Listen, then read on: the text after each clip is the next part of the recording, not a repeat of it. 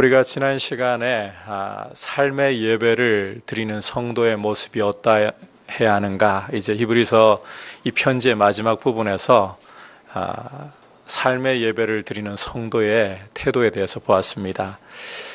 두 가지 태도를 가져야 하는데, 첫 번째는 적극적으로 추구해야 하는 태도로 형제 사랑을 힘써야 한다.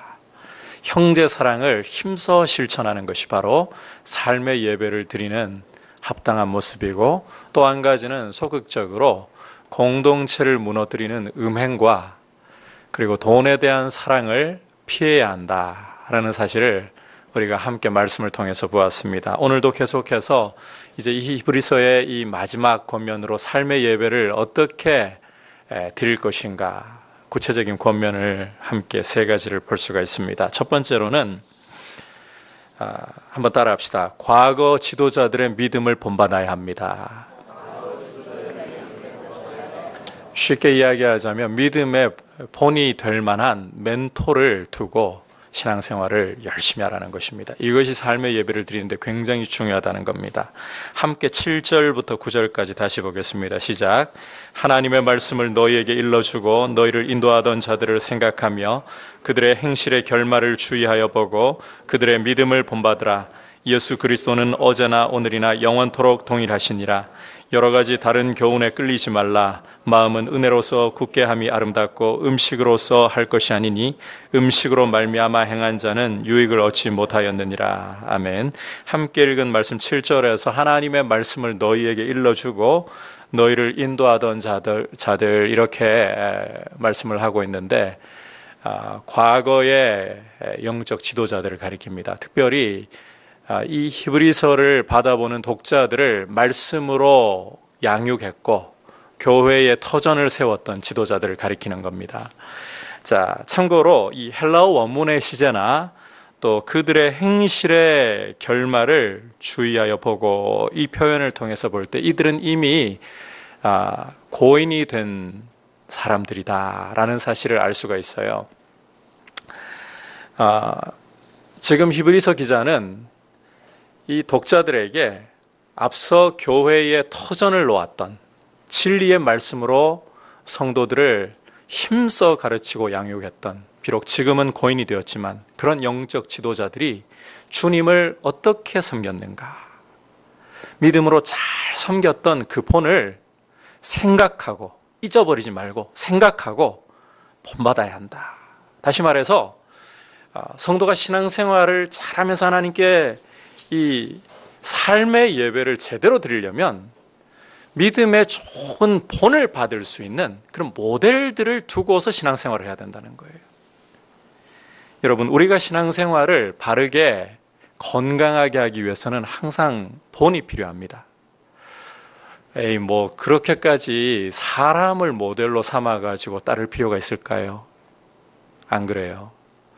여러분, 본이 없다면 우리는 신앙생활을 어떻게 해야 될지, 우리 목회자들도 이 부분에서 흔들리고 잘못된 길로 가기가 굉장히 쉽습니다. 신학교를 졸업을 해가지고 목회 현장에서 교회를 섬기고 있는 영적인 지도자들이, 자, 여러분, 신학 교육을 받았기 때문에 다 건강하게 바르게만 가면 얼마나 좋겠습니까? 하지만 현실이 그렇지 못하고, 안타깝게도 강단에서 참 이런 표현 쓰기가 굉장히 불편합니다만, 못된 것들을 배워가지고 목회를 이상하게 하는 분들이 적지 않아요. 처음에 어떤 영적 지도자들에게 본을 받았느냐, 이게 영향을 끼치는 거예요.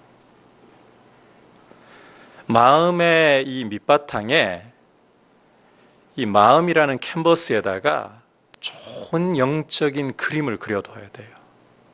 그런 본이 있을 때에, 그런 그림을 그릴 수 있도록 좋은 믿음의 본을 보았을 때에, 여러분, 어려운 환경을 만나도 또 건강하진 못한 그런 환경 가운데 있어도 이전에 그 밑그림이 있기 때문에 무엇이 정말 신앙생활을 올바르게 하는 것인가, 이런 생각을 가지고 목회를 제대로 해나갈 수 있는 거예요. 목회자도 일하거든. 하물며 성도님들 통일하지 않겠습니까? 여러분, 우리에게 영적인 본이 필요하다는 것은 사도 바울도 고린도에 편지를 보내면서 동일하게 이야기를 합니다. 자신이 얼마나 주님을 닮기 위해서 힘쓰는가, 그러한 모습을 예로 들면서 내가 그리스도를 본받은 것 같이 너희도 나를 본받는 자가 되라. 여러분, 신앙생활에서는 영적인 멘토가 필요하고 본이 필요한 거예요. 정말 본받고 싶은 그런 아주 신앙생활을 잘하는 영적인 지도자들의 모습을 여러분 생각하면서 그런 신앙생활을 열심히 한 분들을 본을 삼아가지고 나도 저렇게 신앙생활을 해야지, 이런 좋은 그림을 가지고 있을 때에 여러분들이 신앙생활을 가볍게 하질 않습니다. 만약에 우리가 신앙생활하는 본이 없으면 그냥 내 주변에 있는 사람 보고 대충 신앙생활하고 말아요.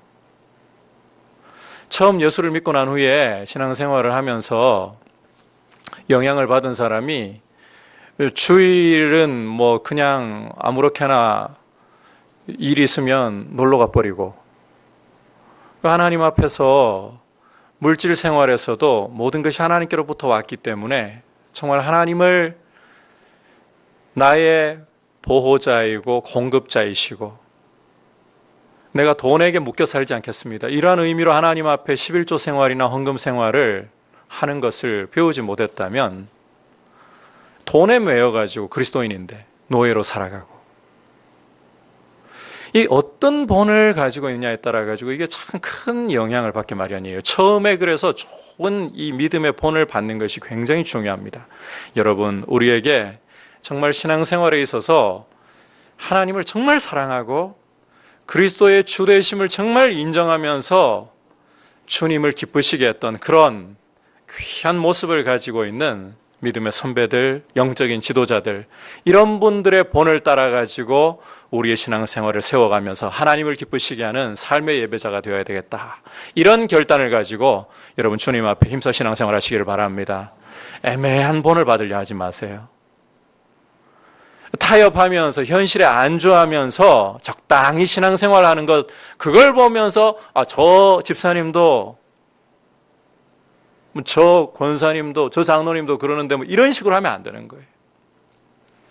여러분, 어떻게 하면 주님을 기쁘시게 하는 신앙생활을 할까? 정말 열심을 가지고서 주님을 뜨겁게 사랑하는 그런 본을 보인 지도자들을 생각하면서 그런 귀한 믿음의 본을 받기 위해서 여러분 힘을 쓰시기를 축복합니다.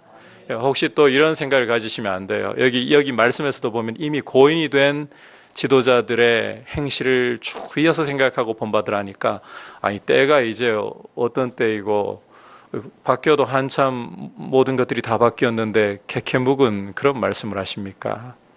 전혀 그렇지 않아요.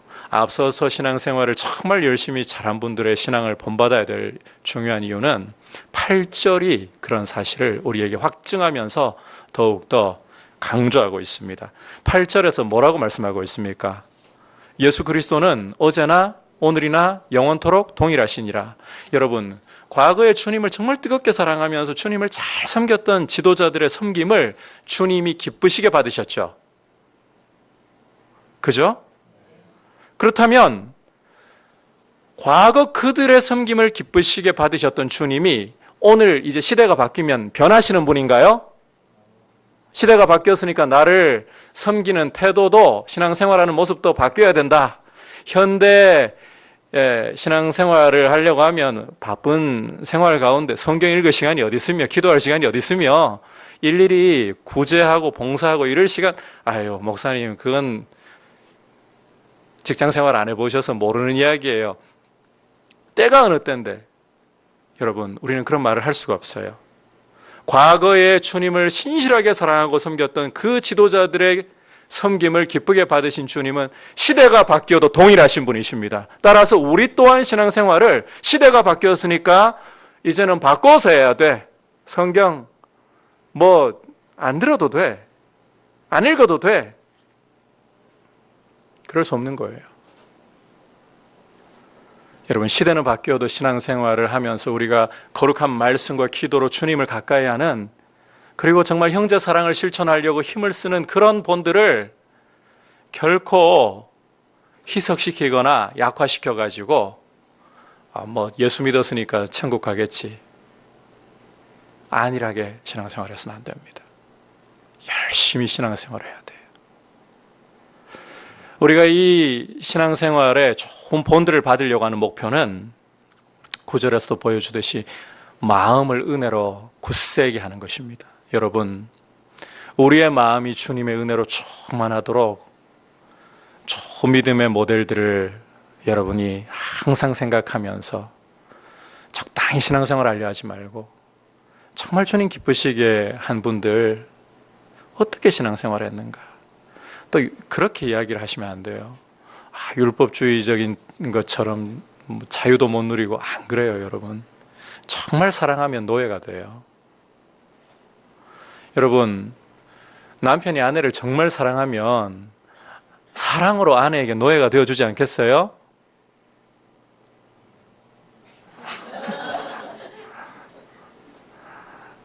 아내에게 발이 아프면 발도 좀 주물러주고, 피곤하면 어깨도 주물러주고, 그렇게 하지 않겠어요? 갑자기 분위기가 이상한 거예요. 사랑하면 노예가 됩니다. 섬기려고 합니다. 주님을 사랑하면서 우리가 우리의 주님 되시는 분 앞에 정말 섬기고자 하는 그 마음, 어떻게 하면 주님을 기쁘시게 섬길까? 저분을 보니까 우리 한국교회 같은 경우 큰 어른들이 있잖아요.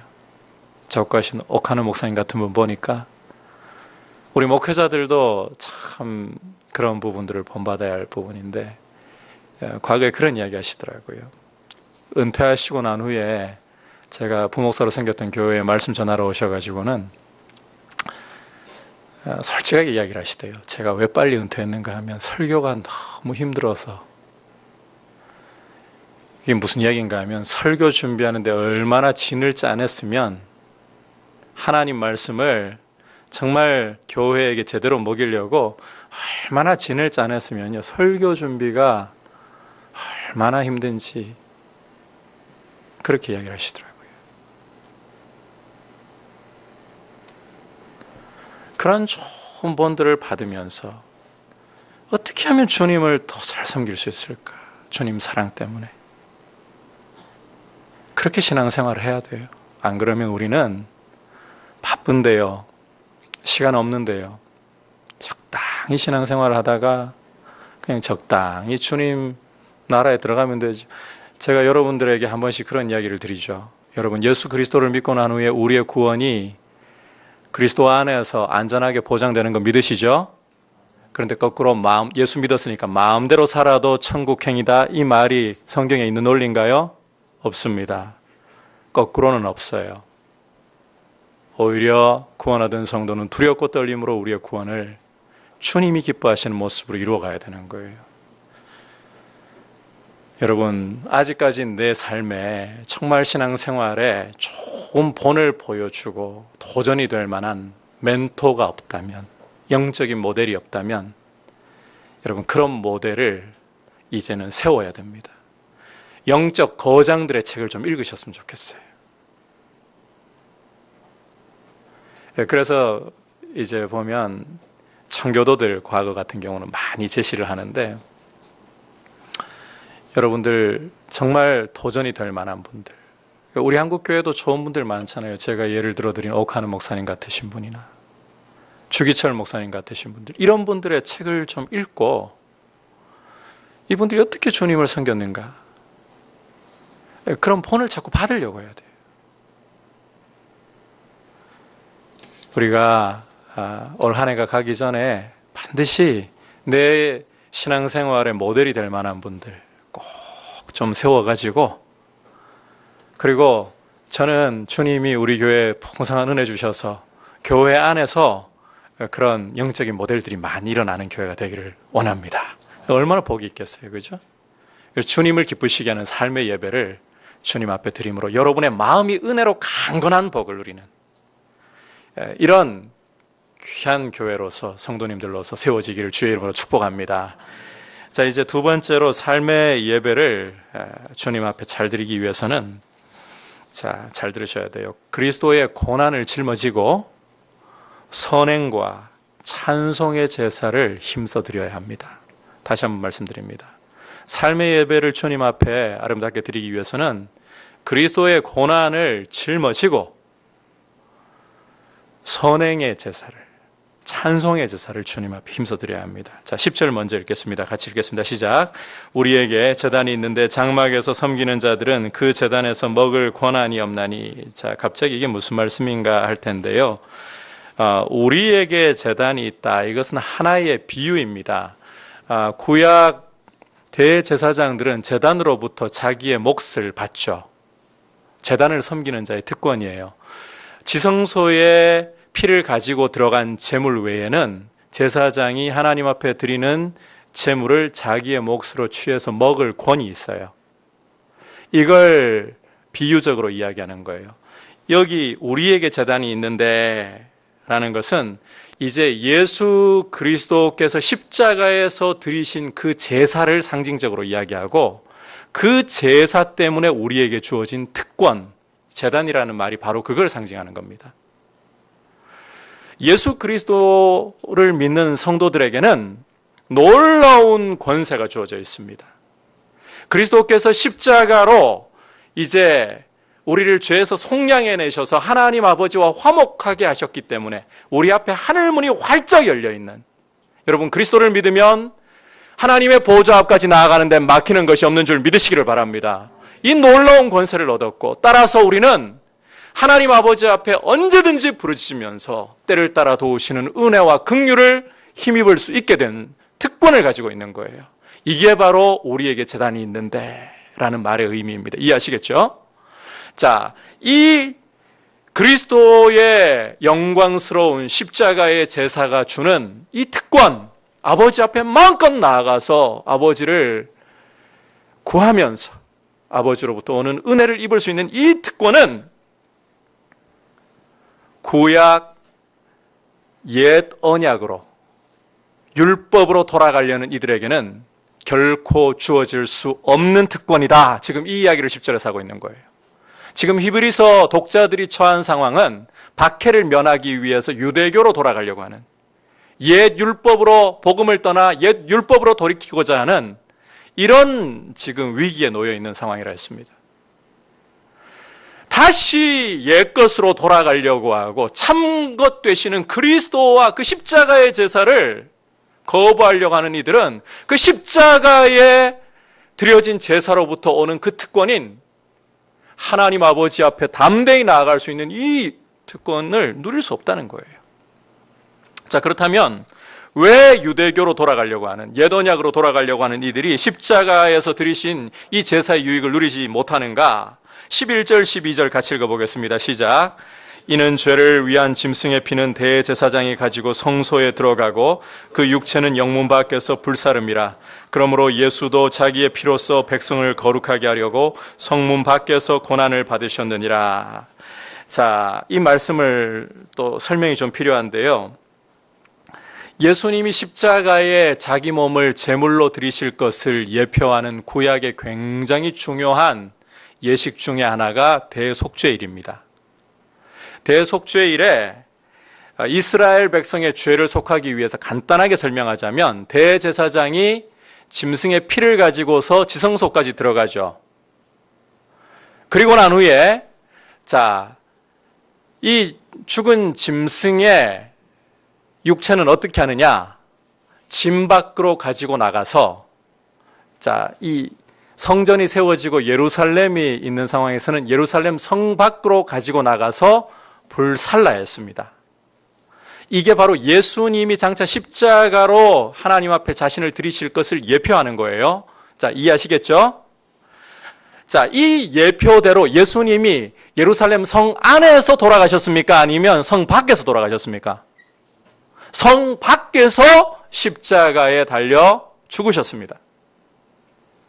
따라서 여러분, 이제 예루살렘 성 안과 밖이 큰 대조를 이루게 되는 거예요. 성 안은 어떤 곳인가 하면 영광의 주 예수 그리스도를 자신들의 안락과 편의를 위해 죽이려고 모의했던 그 유대교의 대표자들의 집단이 되는 거예요. 성 밖은 바로 그리스도께서 우리를 위하여 구약 제사가 예표한 대로 하나님이 기뻐하시는 제사를 십자가에서 드리시는 현장이 되는 거예요. 그렇다면 그리스도인들은 어느 곳에 머물러 있어야 되겠습니까? 안락함과 편안함을 주는 그것을 위해 영광의 주를 부인한 성 안에 있어야 되겠습니까? 아니면 그리스도와 함께 고난을 짊어지고서 성 밖으로 나가야 되겠습니까? 성 밖으로 나가야 되는 거예요. 예루살렘 성 밖으로, 영문 밖으로.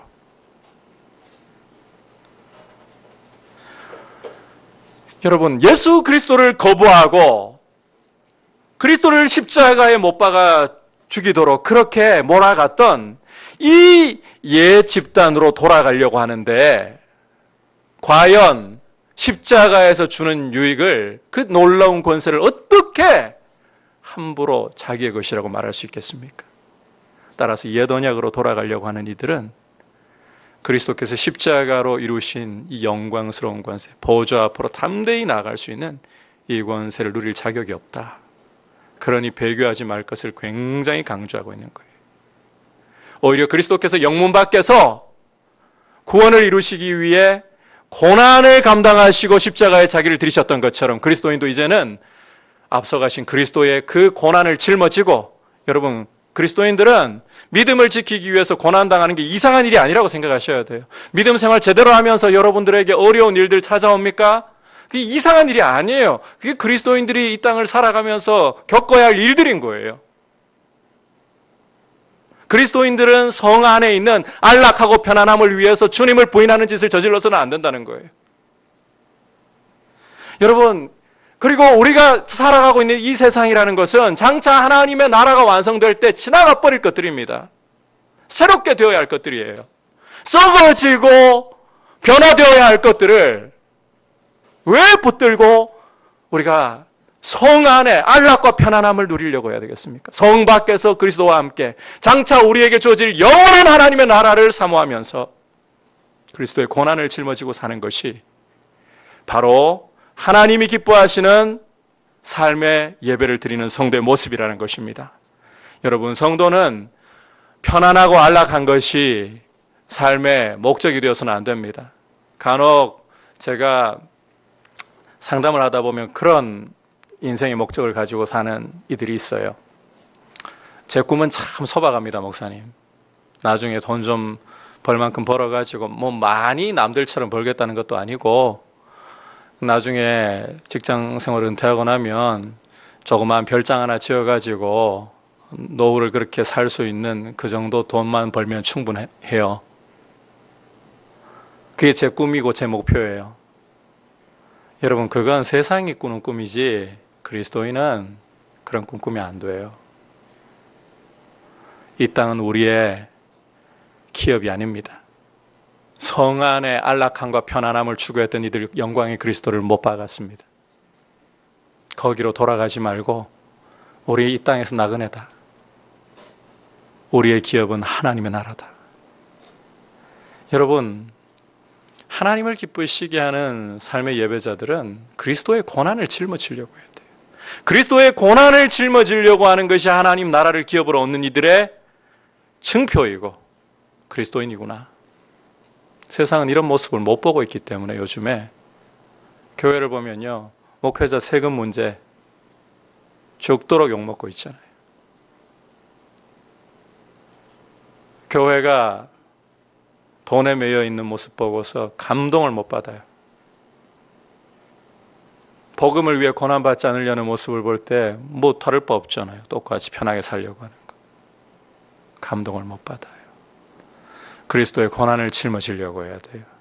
믿음 생활을 올바로 하면서 우리가 때로는 남들에게 욕먹는 거, 정직하게 살려고 하다 욕먹는 거 감수해야 돼요. 주님을 기쁘시게 하기 위해서 손해보는 거 감수해야 돼요. 그리스도인들은 장사하면서도요, 얼마나 남들보다 많은 이익을 남길까? 그게 목적이 되면 안 돼요. 정직하게 팔아야 돼요. 손해를 좀 봐도 정직해야 돼요. 여러분, 우리가 교통신호 어기고 지나가다 경찰 붙잡으면 에이 오늘 재수 원 붙었네 이런 말이 나와서는 안 돼요. 오히려 수고하십니다 하고 제가 죄송합니다. 교통신호를 위반했네요. 면허증 빨리 내놓으시고 딱지 끊어주세요. 수고하십시오 하고 곱게 가세요. 그리고 벌금 내세요.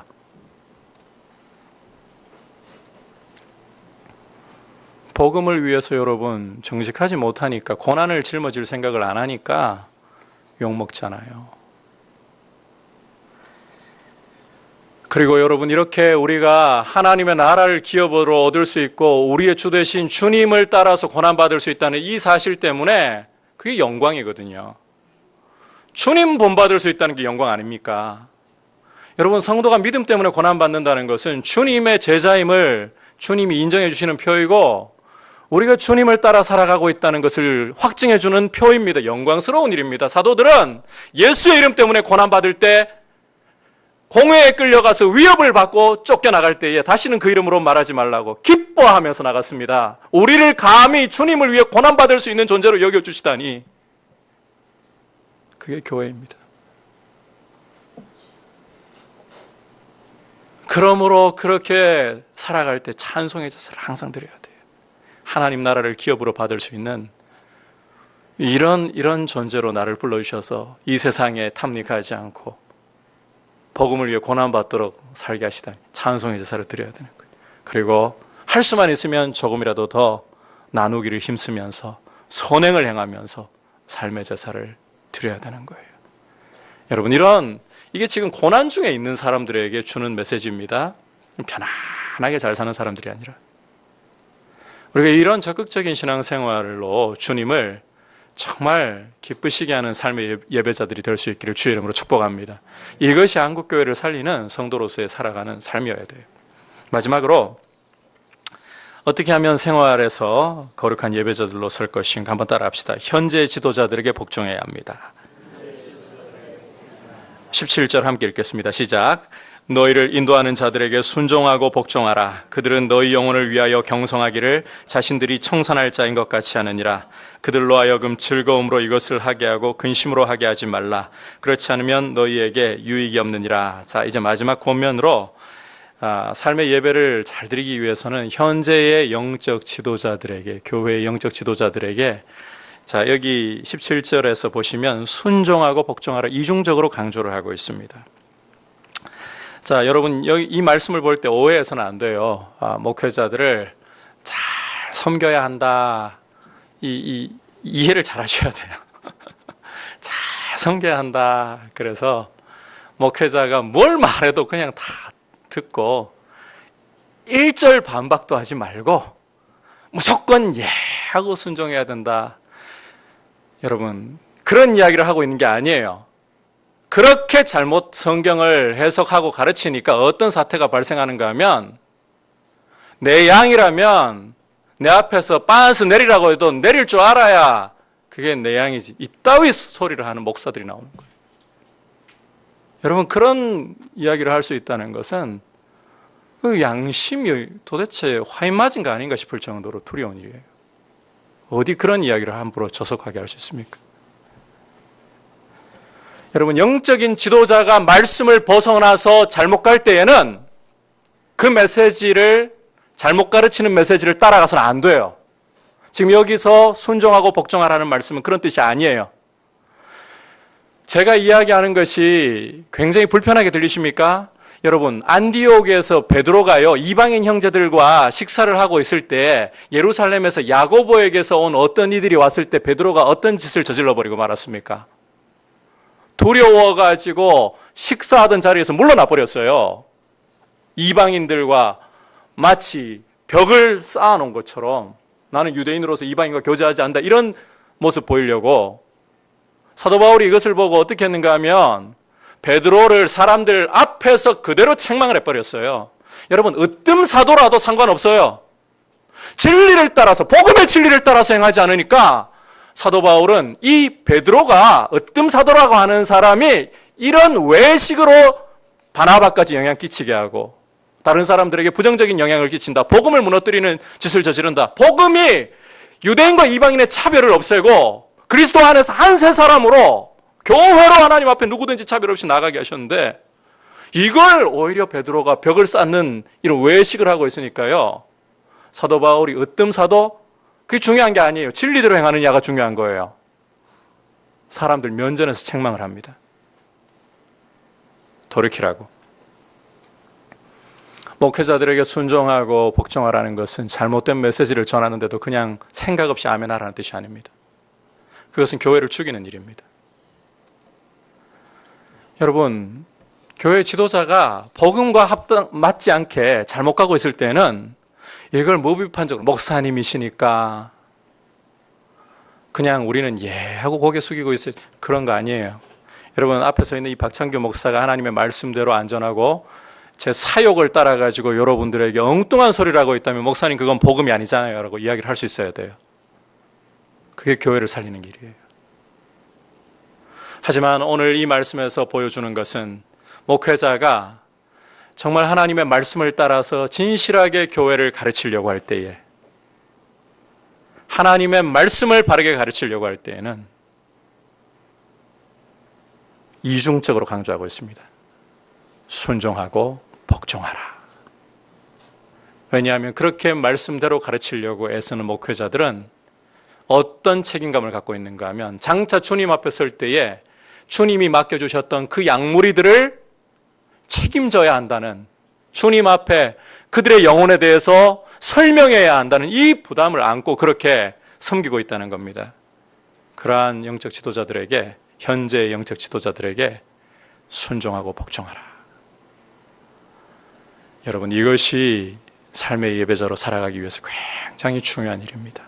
여러분의 영혼을 위해서 교회가 바른 말씀이 선포되도록, 그리고 바른 말씀이 선포될 때에 목회자의 인격과 연약함 때문에 존중하라는 것이 아니라 하나님의 말씀 때문에 존중하고 순종하고 복종함으로써 여러분의 영혼이 주의 말씀 안에서 강건하게 세워져 나가고, 여러분, 환경을 뛰어넘는 그리스도인들로서 하나님의 나라를 당당하게 바라보면서 내가 비록 가진 것이 없어도 나는 모든 것을 가지고 있습니다. 영광의 하나님의 나라를 소유하고 있고 그 나라의 주인 되시는 그리스도께서 나의 기업이 되시고 모든 것을 가진 자로서 무명으로 살아가고 아무도 나를 알아주지 않을 때에도 온 우주를 창조하신 이가 내 이름을 알고 계신, 오늘 피었다가 내일이면 아궁이에 던져질 들풀처럼 이름도 없는 나이지만 나를 알아주시는 유명한 자, 맥도 없고 힘도 없지만 내 안에 계시는 그리스도가 가장 강하신 분이시기에 군대가 나를 에워쌀지라도 다윗이 고백하는 것처럼 천인이 내 우편에서 만인이 내 곁에서 쓰러질지라도 그리스도께서 내 힘이 되시기 때문에 나는 안전합니다.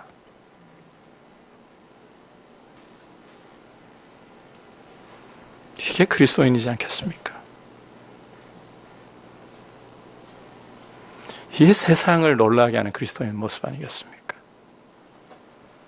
여러분, 우리가 이런 그리스도인들의 모습을 타협하지 말고 정말 이렇게 주님 앞에 신앙생활하기 위해서 우리 민들레 교회를 주님이 이렇게 주님 앞에 정말 서 있는, 타협하지 않고 정말 신앙생활 주님 앞에 남들이 뭐라고 손가락질해도 상관없잖아요. 주님을 기쁘시게 하면 되잖아요. 그런 그리스도인들로 우리 자신을 주님 앞에 드릴 수 있는 예배자들 될 수 있기를 축복합니다. 삶의 예배를 주님이 기뻐하시도록 드리기 위해서 세 가지 기억하십시오. 첫 번째, 영적인 모델을 삼으시고 그 모델을 따라서 주님을 정말 기쁘시게 하는, 어제나 오늘이나 영원토록 동일하신 그 그리스도를 기쁘시게 하는 신앙생활을 과거 지도자들에게 배우시기를 바랍니다. 두 번째로, 여러분, 그리스도의 고난을, 믿음 생활하면서 고난을 짊어져야 돼요. 편하게 살려고 하면 안 돼요. 안락하게 사는 것이 목적이 되면 안 돼요. 그리스도의 고난을 짊어지고 찬송의 제사로, 선행의 제사로 주님을 기쁘시게 하고, 마지막으로 여러분 현재의 영적 지도자들을 통해서 말씀이 바르게 선포될 때에 순종하고 복종함으로 주님을 기쁘시게 하는 삶의 예배자들 되시기를 주의 이름으로 축복합니다. 우리가 같이 말씀을 생각하면서 기도합시다. 이 시간